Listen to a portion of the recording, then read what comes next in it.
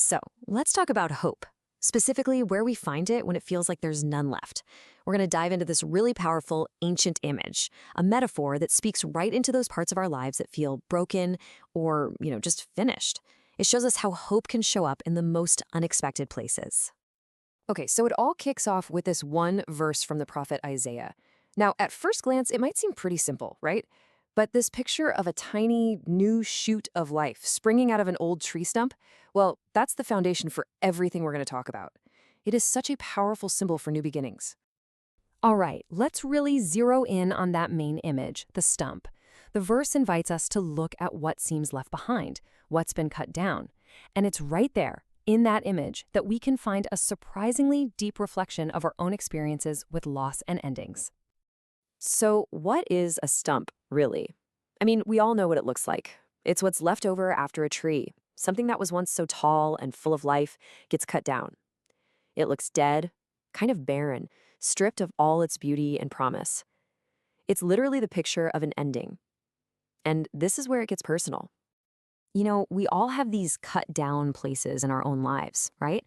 This whole metaphor of the stump isn't just some ancient symbol. Nope. It's a direct mirror of the very real, very tough struggles we all face.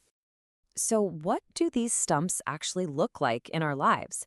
Well, they can show up as all sorts of things. Maybe it's a serious illness or a relationship that's just shattered.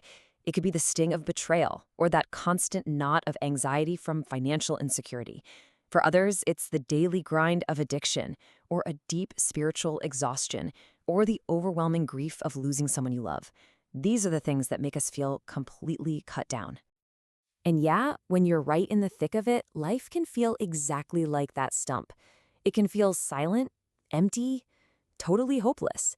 It really can feel like the end of the story. But this ancient image, it offers a radical twist.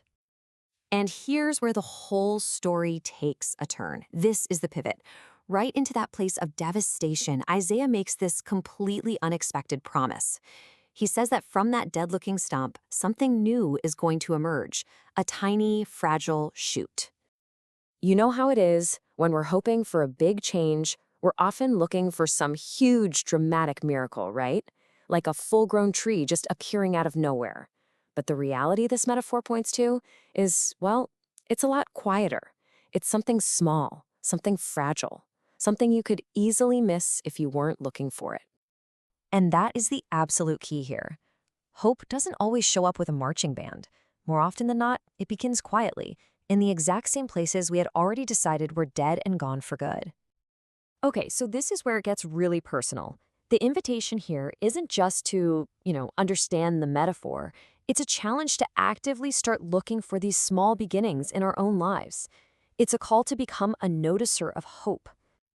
So let's just pause on this question for a second. What in your life, right now, even in the middle of whatever you're going through, what still holds the possibility of growth? Where might a tiny, fragile shoot be trying to poke through, even if it seems totally insignificant? So how in the world do we actually find these little shoots of hope? Well, it's not as complicated as you might think. It really starts with just noticing. Noticing small signs of grace. Maybe it's acknowledging that one caring relationship you can lean on, or finding just a brief moment for some quiet reflection or prayer. Or maybe it's as simple as accepting a kind word of support that someone offers at just the right time. And look, I get it. These little signs can feel so tiny, right? Almost nothing compared to the size of our struggles. It's so easy to just dismiss them. But this is where the power is.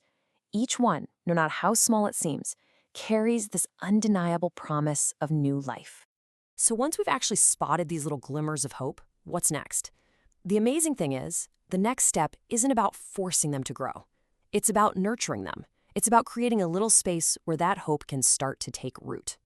And this is a really, really important point. This is not about trying to strong-arm yourself into feeling hopeful. Come on, that almost never works. The goal is so much gentler. It's simply to make room for hope, to create the conditions where it can start to grow all on its own. And that really brings us to the final question, the gentle challenge this whole idea leaves us with. Will you trust the process enough to actually nurture those small, fragile beginnings that you found? Will you give your own little shoot of hope the space and the attention it needs to grow? Because in the end, That's what this incredible ancient image teaches us. It's this deep, transformative truth that so often the very first sign of a new beginning shows up in the exact place where we were absolutely convinced everything had already ended.